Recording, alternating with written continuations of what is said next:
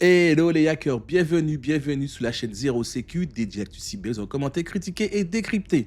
Imaginez un peu le truc. Anthropic, vous connaissez, la société qui héberge Claudia. Anthropic annonce avoir déjoué la première cyberattaque menée de façon quasi autonome par une IA. Et derrière, on aurait un groupe de hackers soutenu par la Chine, bien évidemment, avec des cibles importantes. Ça paraît dingue. Dans certaines news, cela parle même de la première cyberattaque de grande ampleur orchestrée par une IA. En France, on a nos amis du siècle digital que j'aime bien, qui résument cela comme le moment où l'IA devient l'arme des cyberespions. C'est l'histoire également qu'Anthropic nous a présentée. On va se plonger dans cette annonce fracassante. Pour cela, on va s'appuyer surtout sur un article très détaillé de Bill Toulas pour Bleeping Computer qui date du 14 novembre 2025. La mission, si on l'accepte, ça va être d'essayer de démêler le vrai du faux. Est-ce qu'on est face à une avancée ou alors est-ce que c'est un coup de marketing, de génie marketing d'Anthropic? On va décortiquer ce qui serait passé et surtout pourquoi cela a été accueilli avec du scepticisme. Et c'est là que ça devient vraiment passionnant. Parce que dès la publication du rapport, la réaction de la commu cyber n'a pas été la panique. Ça a été plutôt un doute quasi unanime. On n'est pas sur une simple annonce technique. En fait, on serait probablement au cœur d'une controverse. Beaucoup ont tout de suite crié au baratel marketing. Ils ont remis en question la faisabilité même de l'opération. Donc, est-ce qu'il y a vraiment eu une attaque? On veut savoir, on veut tout savoir. On a d'un côté une affirmation extraordinaire et de l'autre un mur de scepticisme. Alors, entrons dans le vif du sujet. Pour bien comprendre, il faut d'abord poser ce que Anthropic affirme. D'après le rapport, l'attaquant serait affilié à un groupe d'État chinois. Évidemment, connu sous le nom de code GTG 1002 et aurait utilisé leur modèle Claude Code. Et le rapport insiste là-dessus, sur cette utilisation du modèle Claude Code. Claude n'a pas été utilisé comme un simple assistant pour écrire du code. Non, il aurait agi comme un véritable agent d'intrusion autonome capable de prendre des initiatives. Sur des cibles, et quelles cibles? On ne parle pas de la PME du coin. Non, on parle d'une trentaine de grosses entreprises, des géants de la tech, des banques, des fabricants de produits chimiques et même des agences gouvernementales. Donc le décor est planté. Mais le point qui a vraiment fait réagir, c'est ce fameux degré d'autonomie. C'est là le point central exactement. Anthropic affirme que 80 à 90% des tâches ont été faites par l'IA toute seule. C'est quasiment toute l'opération. L'intervention humaine, elle, aurait été limitée à 10 ou 20% du boulot. En gros, c'est seulement pour les décisions critiques du genre donner le feu vert pour exploiter une faille importante ou autoriser le vol de données finales. Anthropic ne dit pas l'IA a aidé les pirates, ils disent l'IA a fait quasiment tout le travail. Ils vont même jusqu'à dire que c'est le premier cas documenté d'une attaque de cette ampleur menée sans intervention humaine majeure. Et pour rendre cela concret, ils ont découpé l'opération en 6 phases. La première phase, c'est la tromperie. Et c'est une phase très cruciale. Les opérateurs humains auraient en quelque sorte manipulé Claude. Ils auraient fait croire qu'ils participaient à un pentest autorisé sur des cibles sélectionnées. C'est une technique qu'on appelle le prompt injection ou le jailbreaking. Alors techniquement et en théorie, c'est plausible.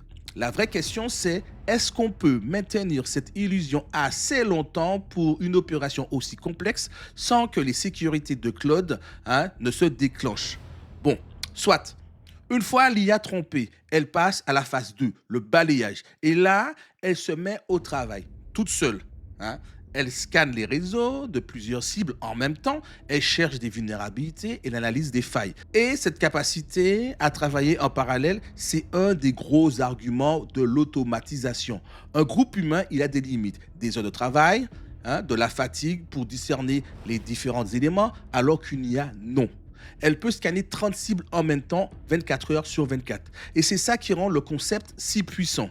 Ensuite, la phase 3, la préparation. Claude ne se contente pas de trouver les failles. Elle génère les charges utiles, les payloads sur mesure. Elle ferait même des tests pour être sûre que son code va marcher. Elle attend juste le go humain. Apparemment, l'attaque utiliserait pas de malware super complexe ou connu. Non, elle serait basée sur des outils de test d'intrusion standard et open source. On parle de choses comme Metasploit, Nmap, etc. Des outils classiques de n'importe quelle distribution orientée sécu. Et pas que, parce qu'on peut aussi avoir ces outils sur du Windows.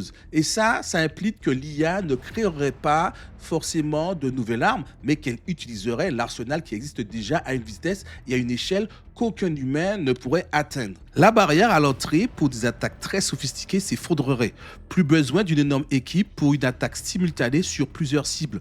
Une IA bien briefée, des outils publics pourraient suffire.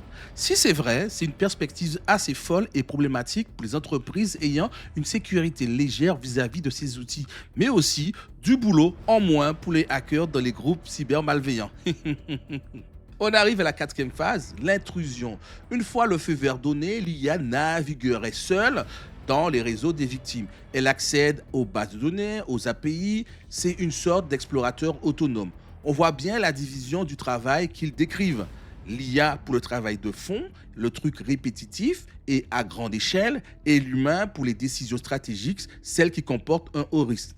C'est justement cette synergie qui rend le scénario à la fois crédible sur le papier, mais très suspect pour beaucoup d'experts. La phase 5 est la collecte. L'IA identifie et extrait les données importantes. Elle irait même jusqu'à créer des portes dérobées, des backdoors, donc pour revenir plus tard.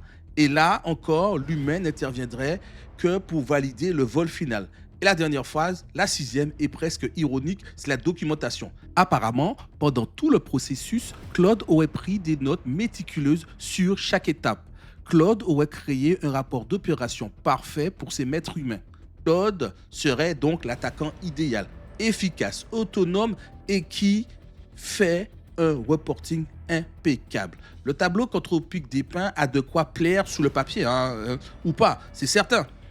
Et pourtant, comme on l'a dit, pour Blueprint Computer et pour d'autres, la réaction a été du sarcasme. Alors qu'est-ce qui cloche, Pourquoi est-ce que personne ou presque n'y a cru?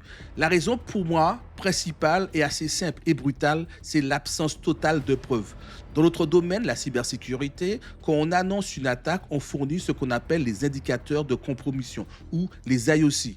Alors pourquoi ces IOC sont considérés comme très importantes? Imaginez une enquête de police, on annonce avoir un coupable, mais on ne donne ni empreinte, ni ADN, ni arme du crime. C'est impensable, ou pas. Enfin bref, les IOC, c'est ça. Ce sont des preuves techniques, des adresses IP, des noms de domaine utilisés par les attaquants, des hashes, etc., etc.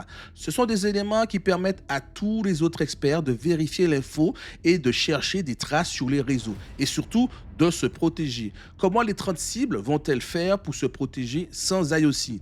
Et sans IOC encore, une entreprise qui fait une divulgation publique ne partage pas une information, elle partage une rumeur. Et Anthropic n'en fournit aucune, zéro, rien du tout, nada. Et ça a immédiatement mené à des critiques très vives.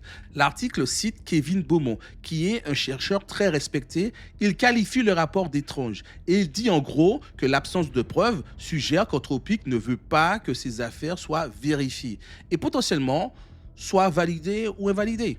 C'est une accusation à peine voilée.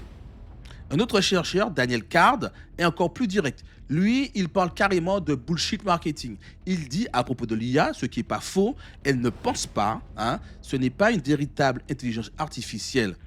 Il rappelle que le terme lui-même est un concept marketing. Pour lui, ces modèles sont des outils hyper puissants pour la cybersécurité, des super boosts pour des opérations techniques. Mais ce ne sont pas Skynet, ce ne sont pas des consciences autonomes qui se réveillent un matin et décident de pirater le Pentagone par exemple. Et c'est là le cœur de la problématique technique, l'écart entre un outil qui exécute des tâches complexes et une entité comme Skynet qui mènerait des opérations d'espionnage de façon quasi autonome.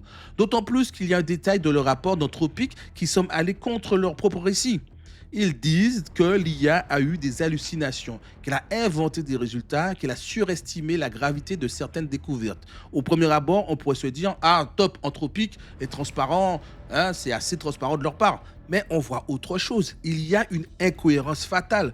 Comment est-ce qu'une IA qui hallucine et qui invente des choses peut être l'agent autonome responsable de 80 à 90% d'une opération d'espionnage aussi critique? Ça ne tient justement pas debout.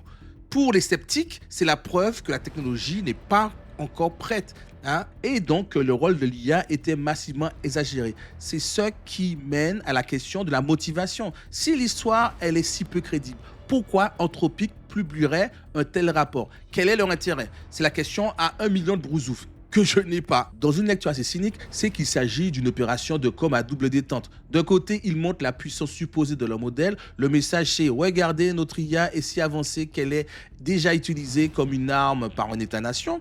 C'est une formidable démonstration de force pour attirer des clients. Et d'autre côté, ils se positionnent en acteur responsable. Le message devient, mais ne vous inquiétez pas, on a les garde-fous, on a détecté l'abus, on l'a stoppé, on travaille pour que cela ne se reproduise plus. C'est une stratégie assez brillante, en somme. Ils vendent à la fois la puissance de leur modèle, de leurs produits et le sens de l'éthique. Le seul tout petit problème, c'est que tout cela repose sûrement sur une histoire que personne ne peut vérifier. Et pour couronner le tout, l'article de Blipping Computer précise bien que leurs demandes d'informations techniques à Anthropic sont restées sans réponse. Le silence est assourdissant. Quand on fait une annonce aussi spectaculaire, on doit s'attendre à des questions et à être prêt à y répondre avec des faits. Le silence, ça ne fait qu'alimenter la méfiance et renforcer l'idée du coût marketing. C'est aussi à ce moment-là qu'on réalise qu'on rentre dans une nouvelle ère. Une ère où des récits très détaillés, techniquement plausibles, peuvent être construits et diffusés sans qu'on ait le moyen de vérifier si c'est vrai. Et c'est peut-être là le véritable problème de toute cette affaire. On se retrouve donc avec deux récits qui s'affrontent. D'un côté, celui d'Anthropic avec des attaques menées par une IA autonome et de l'autre, le consensus d'experts cyber qui parle d'une belle opération de com mais qui ne repose sur rien de tangible. C'est un cas d'école sur le décalage, parfois le gouffre, entre le discours marketing autour de l'IA et la réalité technique. Mais il ne faut pas tout jeter. Même si cette histoire précise et exagérée, elle agit comme une sorte de test d'alarme. On s'approche peut-être très vite du jour où ce genre de scénario deviendra une réalité, que des groupes malveillants peuvent déléguer la totalité de la technique à une IA et donc peuvent lancer plusieurs attaques, tester plusieurs cibles, adapter plus rapidement leurs méthodes, ou alors on se retrouve avec des bons modèles d'IA qui permettent à quelqu'un qui n'a pas un niveau ouf en sécurité qui peut soudainement monter en puissance. L'article mentionne d'ailleurs que les attaquants auraient exploité une faille dans le protocole MCP. Le fait que les attaquants ciblent déjà ce protocole, ça montre que la menace de l'IA autonome est peut-être bien plus réelle qu'on ne le pense. Mais il faut être aussi juste avec Anthropic. Il faut aussi noter qu'ils ont réagi. D'après le rapport, hein, c'est encore le rapport, ils ont banni les comptes des attaquants, ils ont renforcé leur système de détection et partagé les informations avec leurs partenaires, je suppose leurs fournisseurs et leurs prestataires. Je ne pense pas, ou je ne crois pas, ce n'est pas mentionné qu'ils auraient partagé les infos, donc les IOC, avec les 30 cibles.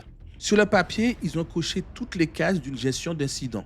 Par contre, pour leur communication, aïe, aïe, aïe, aïe, aïe, aïe, aïe. En créant une histoire aussi spectaculaire sans donner les moyens de la vérifier, ils ont peut-être plus contribué à la confusion et à la méfiance. Et donc, on est coincé entre une affirmation spectaculaire et un manque de preuves. Si vous avez aimé ce contenu, n'hésitez pas à liker, à partager, à vous abonner. Et comme je dis toujours, la cybersécurité est moins chère que gratuit. Ciao!